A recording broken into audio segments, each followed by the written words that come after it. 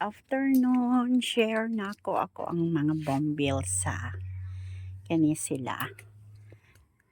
Na-happy na jud ko ani nila karon kay ni balik na jud sila pamulak.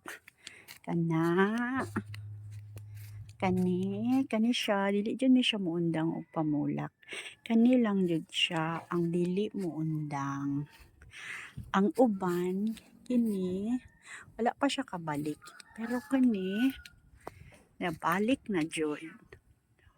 Na konsumisyon kay ko ani nila sa una kay murag half a year gid ni sila wala namulak.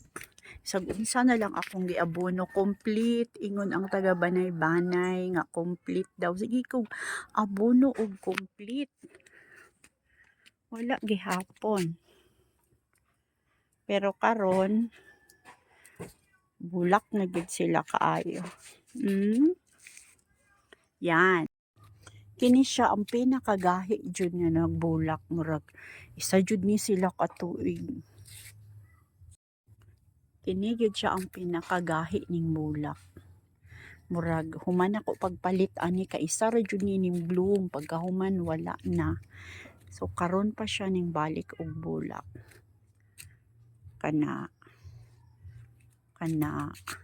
ay wala man sila nagbulak sa complete nga ihumol og tubig. Nagpalit ko ani nakita nako sa TikTok nga kusog daw kaayo ni siya magpabulak. So mao ni akong gigamit nga nagbalik sila og pamulak karon tanan. So according sa nagpromote ani once a month lang daw ang pagbutang ani sa punuan jud. Maka-remember ko nagbutang ko ani adtong December 28. So mo na ni ang result karon. So magbutang ko ani ing ani lang ko pagbutang one scoop.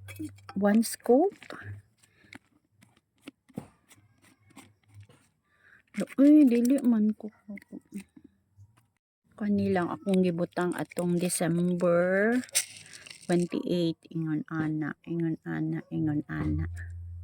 nya diri pod sa pikas isa pod ka scope anay lang siya kagamay ing ani unya butang dara ana ra muna na siya ang mga results karon. So kad nagamit ko atong kani plum. So basi gusto nyo mo try pag purchase pod mo ani. Buyers of all kani pa lang ako ang ginahulat nga magbulak, wala pa jud siya.